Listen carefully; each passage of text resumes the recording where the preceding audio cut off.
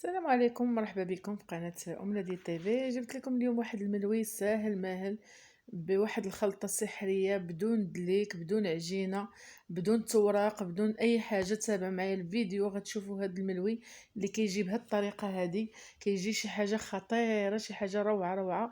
غتنساو شي حاجة سميتها الملوي بدون بالدلك ديالها، بالتوراق.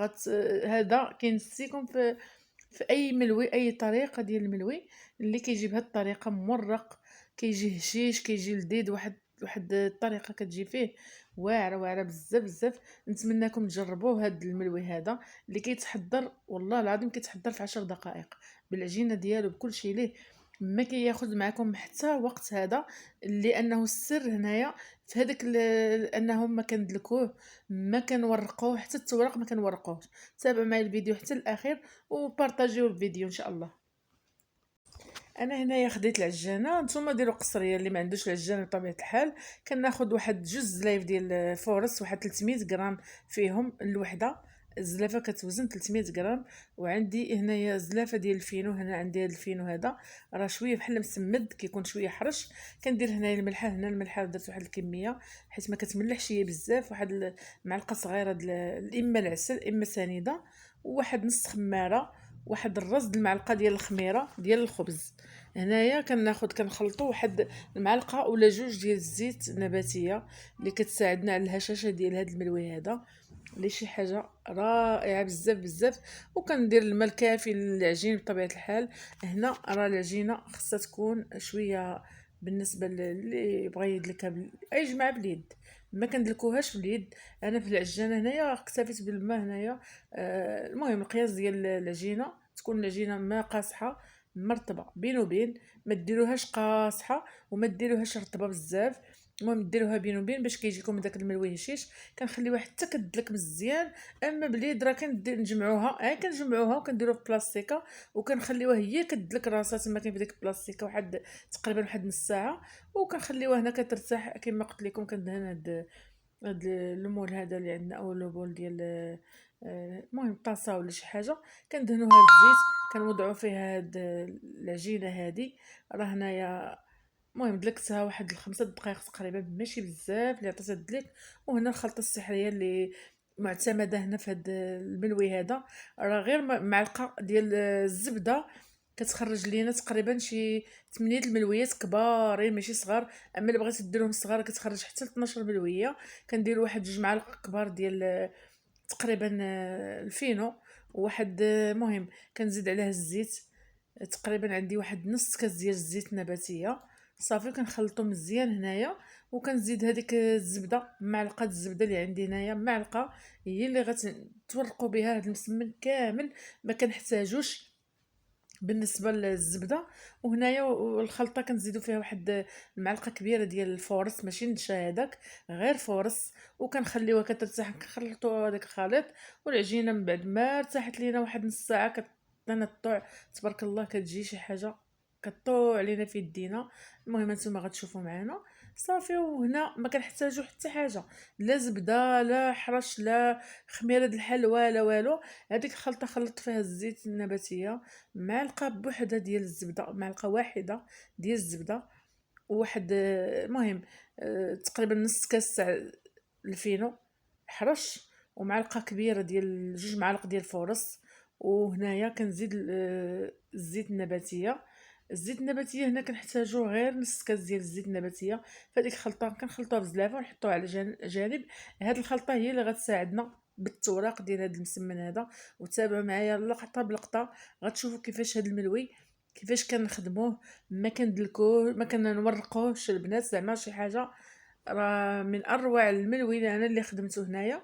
بالنسبه لهذا الملوي هذا راه كينسيكم في الملوي ديال التوراق، تبقاي واقفه على البوطاجي وتورقي حتى يبان سطح العمل. هنا والو، غير كتورقي كتجمعي العجينه، كتخليها كترتاح واحد تقريبا واحد 10 دقائق باش تقضي الشغل ديالك. وترجعي للعجينه هنايا.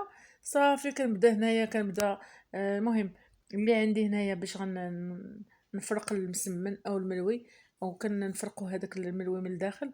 ما كنفرقوش بالحرش، هذا هو السر الثاني بالنسبه لهذا الملوي اللي كيجي بهاد الهشاشه وبهاد الرطوبيه، ثقوا بيا كيجي شي حاجه غتنساو ان الملوي بهاد الطريقه بشي طريقه اخرى.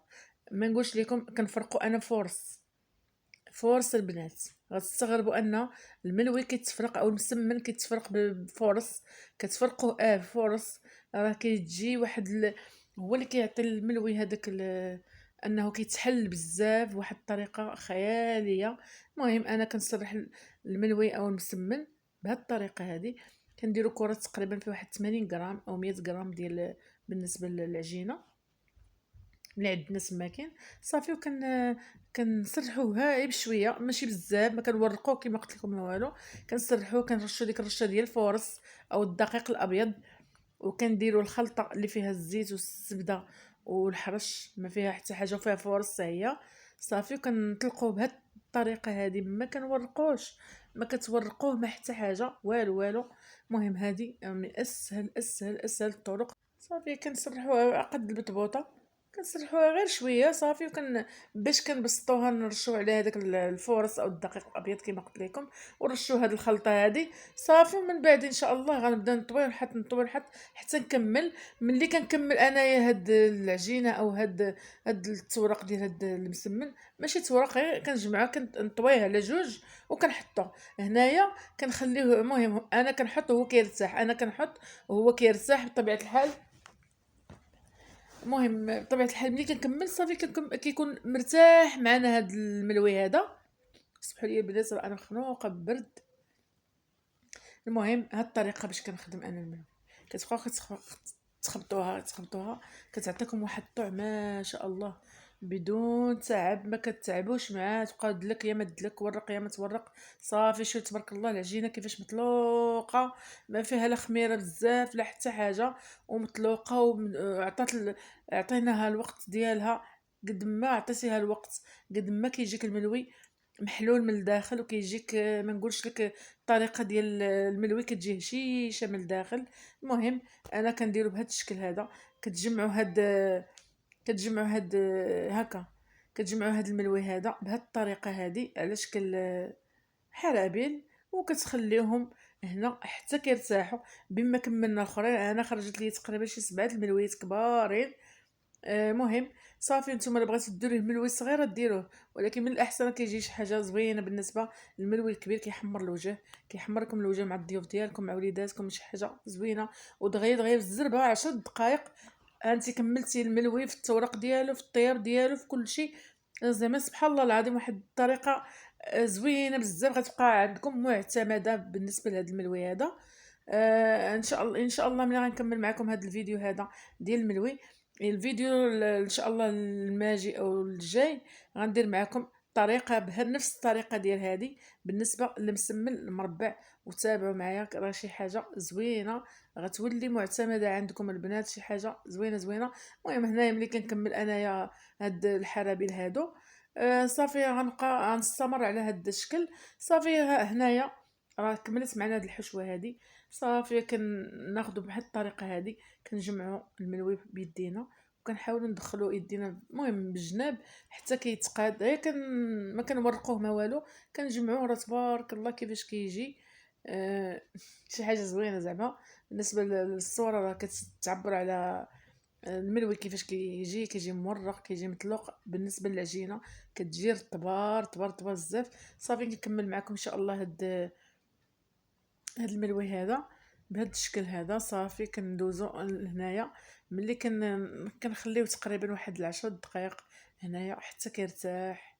بالنسبه اللي ما مسالياش، اما اللي مساليه راه تخليه كتمشي تقضي الشغل ديالها حتى كتكمل الشغل ديالو كتجي كتلقاه مطلوق بطبيعه الحال. ها هو كيفاش مطلوق معنا هنايا ما كيخمر ما حتى حاجه. المهم العجينه ملي كتعطيها الطوع ديالها راه هي كتعاونك. صافي كنقرصوه، بغيتي تقرصوه رقيق تقرصوه، بغيت تقرصوه يكون غليظ شويه كيجي شويه ملحم، وكيجي غليظ شويه كيجي بحال المهبر للداخل كيجي عاطي واحد. المهم ملي كتاكلي كتبني انك كتاكلي في ملوي كيجي شي حاجه زوينه. صافي كندوزو المقله كتكون عندنا سخونه. انا مقله عندي كبيره ومع ذلك كيبان ان الملوي في وسطها صغير، انا راه درتو كبير. المهم هاد الشكل هذا. وها نتوما كيفاش كيجي، راه شي حاجه رائعه رائعه رائعه بزاف بزاف، محلول تبارك الله. راه ما نقولش لكم، هذا راه مخدوم غير بمعلقه ديال الزبده، راه ما فيش الزبده بزاف. كما كنا شحال هادي كنديروا مثلا تقريبا واحد 200 غرام ديال الزبده ولا 250 غرام، زلافه الزبده عامره بدون زبده بدون حتى حاجه. شو تبارك الله كيفاش كيجي هذا الملوي هذا. نتمنى انكم تجربوه، راه كيستحق التجربه، وغيولي معتمد عندكم والله العظيم، غيولي معتمد عندكم. هذا الملوي هذا ما بقاش تفكري في التماره ديال المسمن ولا الملوي بهذه الطريقه هذه. سبحان الله العظيم كيفاش كيصدق معك من اول تجربه. هذا الملوي هذا اللي ما كتعرفش دير الملوي، راه هذا الفيديو هذا مقترح ليها بانها تتبعوا لقطه بلقطه او لحظه بلحظه حتى تحصلي على هذا المنوي. ما شاء الله راه ما نقولش لكم كيفاش كيجي محلول، وخصوصا ملي كتكمليه وكطيبيه وكتخليه حتى كيبات مثلا وكتعاودي تسخنيه، راه ما نقولش لك هذيك القرمشه اللي كيعطي، راه سبحان الله العظيم. المهم نتمنى انكم تجربوه وتبارطاجيوه مع صحابكم واحبابكم، وما تنسونيش من لي لايك ديال الفيديو. وبالصحه والراحه للجميع. وكما قلت لكم ان هذا المنوي راه شي حاجه طوب بالنسبه للملوي اللي كاين دابا.